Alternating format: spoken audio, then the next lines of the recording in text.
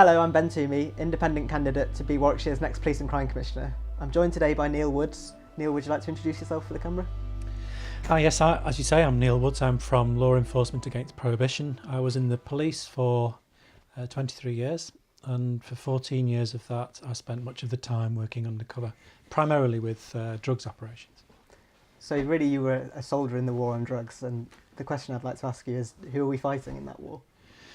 Yes, I suppose you could call me a soldier in the war on drugs. When I started working in the police, I believed that if someone got into any kind of difficulty with drugs, if they had a problem with addiction, then it was their own fault for trying the drugs in the first place, and a failure of willpower to get out of the situation. But you work with problematic drug users long enough, and you sort of empathy shows you a different way, really. And so in this war on drugs, the people who are warred against, so to speak, are those vulnerable people who have got some difficulties with drugs.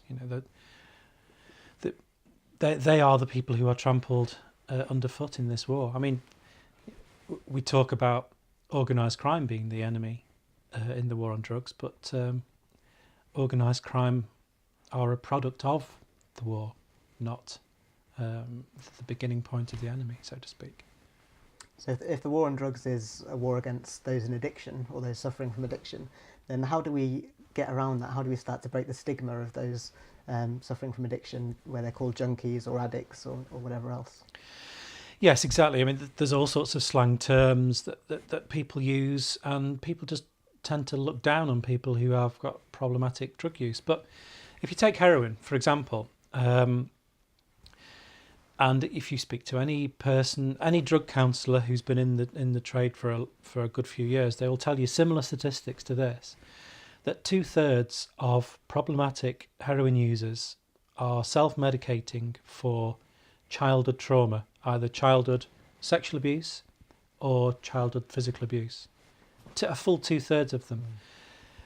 Many of the rest of them, problematic users, are self-medicating for other reasons. So by criminalising those people, it's cruelty. It's pure cruelty, because these are people who need help. Mm-hmm. And not only does the law seek to prosecute them for their behaviour, alongside that is all the stigma that goes with it, and the way that individuals treat them and society treats them as a whole. Yeah. In terms of my campaign, I've got another manifesto point aside from drug policy, where I'm pushing for evidence-based policy. So the evidence in terms of drug policy, I find, is something often missing, and it's an area I really want to improve upon. Just to look at where it's failed is kind of very easy. So people in their 20s and 30s, nearly 1 in 7 deaths of people in that age group in Britain is from drug poisoning.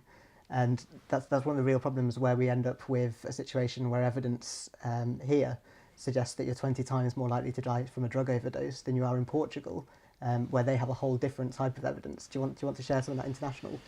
Yeah, precisely. I mean, you mentioned Portugal, and the reason they now have a progressive drug policy nationally is because as politicians they decided to follow evidence. They actually set up a group, and they said, well, look, we have got a dreadful situation here. We've got the highest overdose rate in Europe. We've got highest HIV rates. It was a dreadful situation, and they improved it by saying to a group of experts, provide us with the evidence of what will work, and we will follow it wherever that evidence takes us. And so by the politicians actually committing to follow evidence, that's where in the year 2000 they adopted their decriminalisation policy. And now, whereas we have 46 deaths per million population from drugs, they have 3. It's an enormous difference in just 15 years, and there's no one in Portugal wants to go back. There's no political movement to change it back. So, yeah, and as you say, all policy should be evidence based. There's no room for ideology and moralising and pseudoscience in politics. Yeah. we should be following evidence. Yeah. And now, with drug policy internationally, we are at the stage where the evidence has actually been around for a long time. And, evidence such as Dr. John Marks from the 1980s in the UK, but not just individual experiments, but now there's entire state models who have the proof that we can do so much better. Mhm.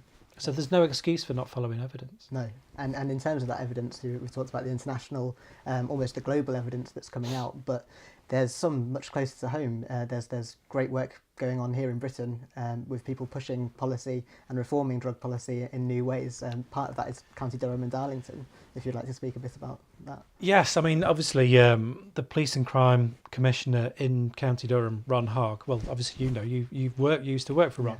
Yeah. Him and his chief constable is obviously on board with the reform efforts that they're making. They've made astonishing differences.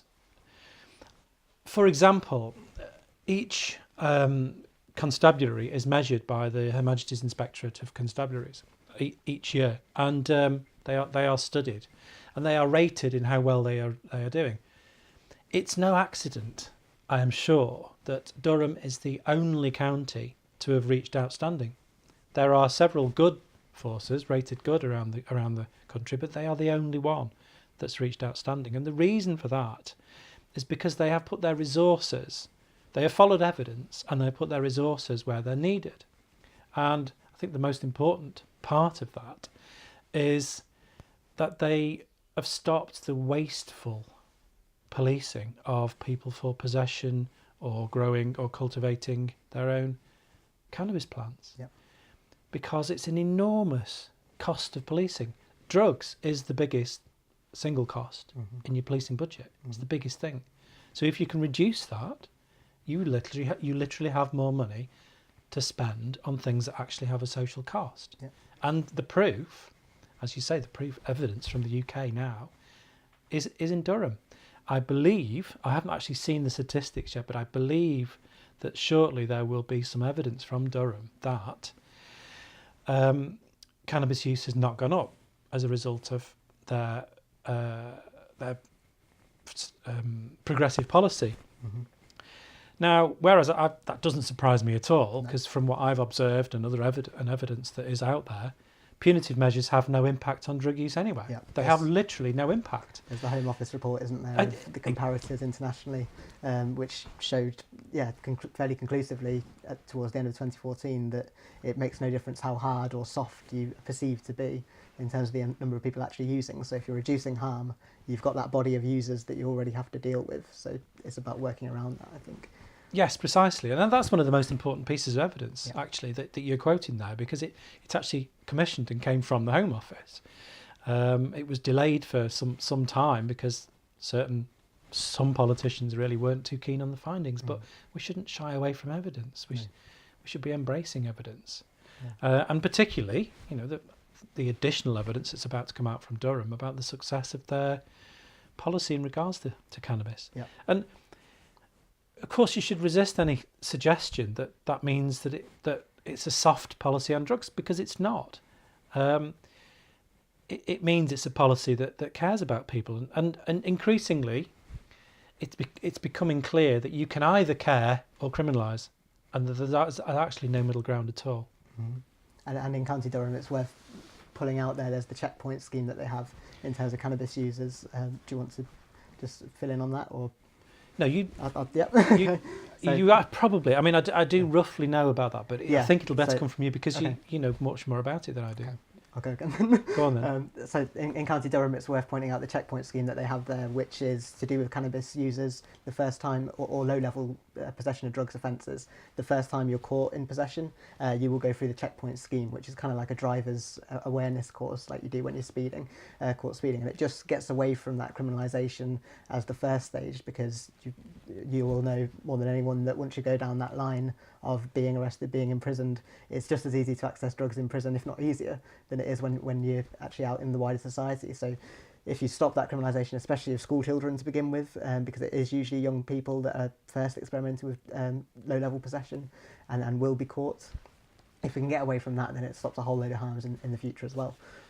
Absolutely. And I think one of the most important things about that scheme is the fact that prohibition as it stands doesn't reduce demand, it doesn't impact on anyone's decision to take drugs, but it does prevent them seeking help.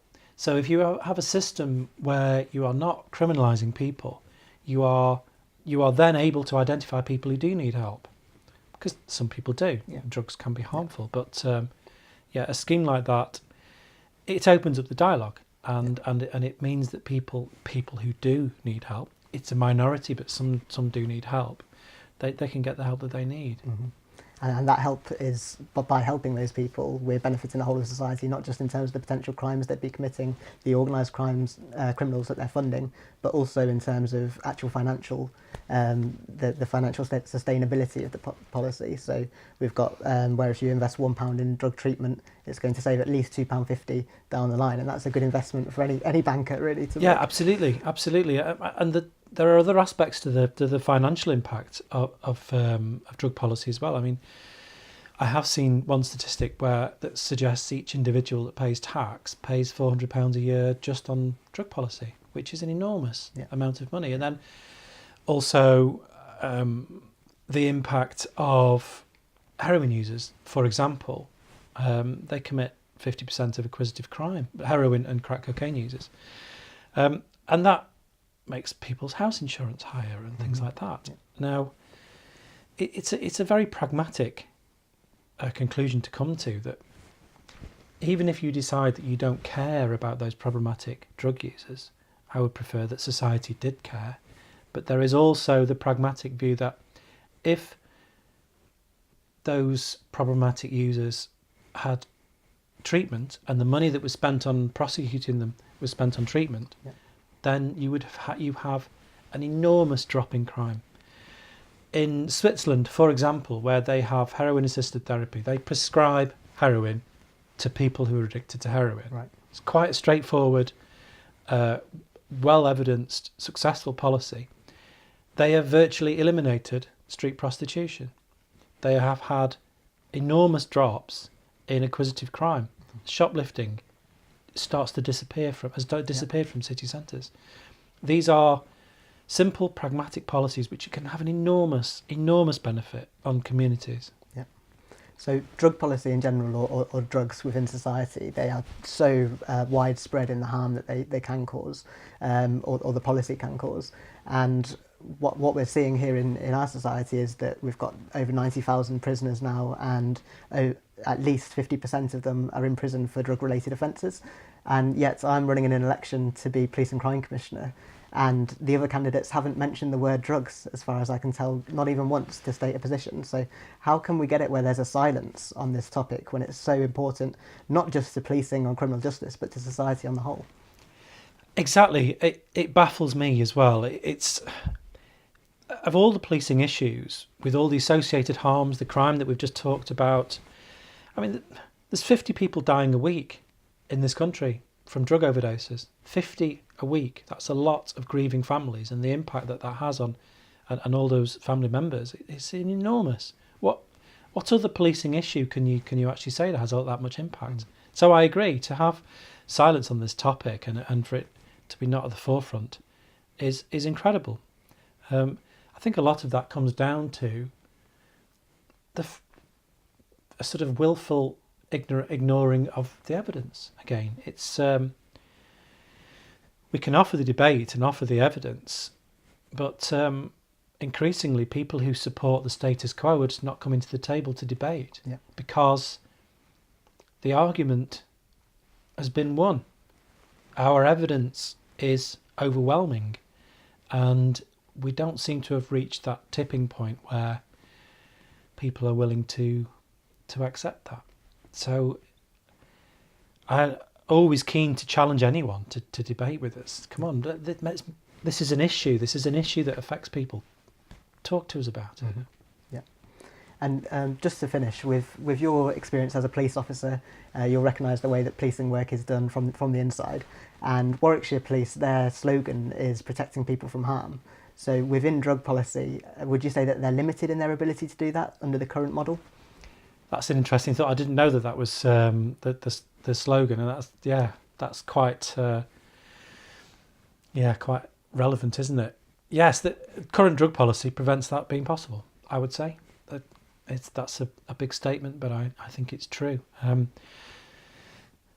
Drug policy as it is just empowers organised crime. And I think what you'll find as Police and Crime Commissioner is one of your main directives from the Home Office is to try and get a grips with organised crime. It's one of the Home Office priorities. It has been for a few years. I think it will always remain so. And of course, there's always many drives to try and take the money off gangsters, take the money away from organised crime. And there's always a very limited success because it's not actually that difficult to hide money. Just as like it's not that difficult to deal drugs without getting caught. The only way you will ever make our communities safe by taking the power away from organised crime is to take their trade away from them, I would say. And you're part of an organisation that is made up almost solely of ex-law enforcement. It's Law Enforcement Against Prohibition. Yeah, that's right. Yes, my organisation, we have former chief constables, we have former MI5, former Royal Navy, British Army, all people who in one way or another, we have magistrates, all people who in one way or another have been involved in prohibition and propping up prohibition. And we have seen up close and personal the failings of that policy, the corruption that it causes, and the harm to society and individuals. So yes, we are committed. As an international organisation, we're established in 20 countries now. But I can speak for Leap UK that we are committed to progressive drug policy wherever possible. Okay. Thank you very much.